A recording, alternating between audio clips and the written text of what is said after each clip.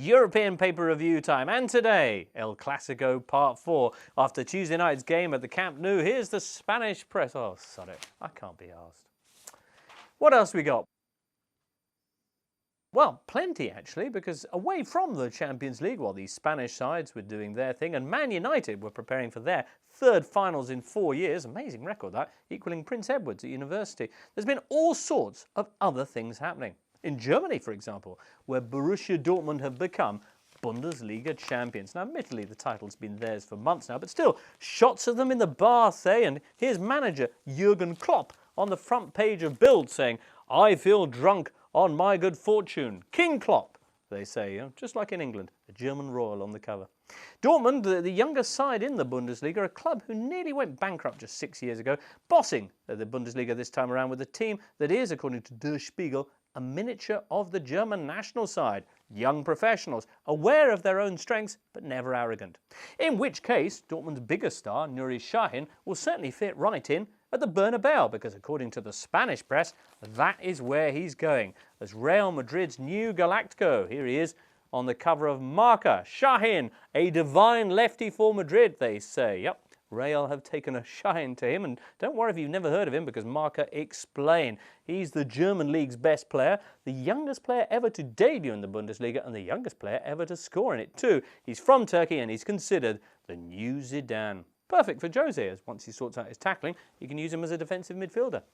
Now, Marca and AS reckon that it is a done deal, but the Germans are not so sure. They say Sahin is torn in two. He is, after all, a former Borussia Dortmund ball boy, so will he decide with his head or with his heart? And the next day, they helpfully print a picture of Real Madrid in action in Wednesday's Clasico. Sahin, they say, is this what you want to be part of?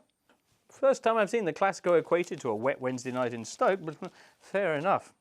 Other news then, Italy, where Milan could sew up their Serie A title this weekend away to Roma. And frankly, who wouldn't wish them the very best of luck with that after hearing this week from Silvio Berlusconi, their owner, who says that winning the Scudetto with Milan would help him with his next election. That's election. If we get the title, explains Silvio, that may push some of our fans to make the effort to vote and support us. Last time around, we lost a bit of support because Kaká had left. Well, that's the Italian political system for you in a nutshell. A nice picture of him here, casting someone's vote for them, and he takes time out underneath from talking ballots to point out that this next Scudetto for Milan will be, when it comes, the 27th honour of his ownership of the club. The only man to come close to that, says Silvio, is Santiago Bernabeu, and he got a stadium named after him. Oh, a stadium named after Silvio. I thought Lecce's home ground already was. Well, finally, on to the biggest story of this week, France, and that effing big scandal at the FFF, the French Football Federation.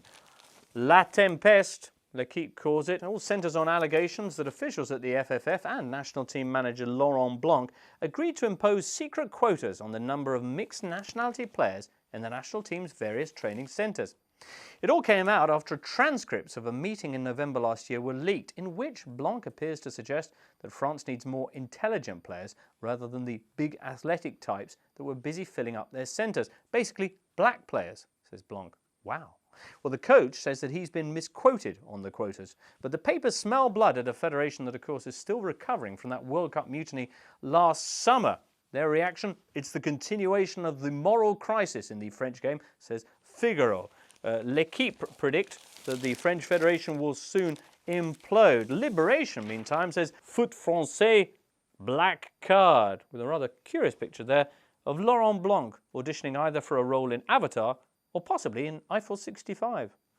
One official has already been suspended by the government in the affair, and Blanc himself is increasingly under pressure. However, the inquiry finishes, it looks certain to leave them with red faces at the FFF, which is exactly what they were trying to avoid.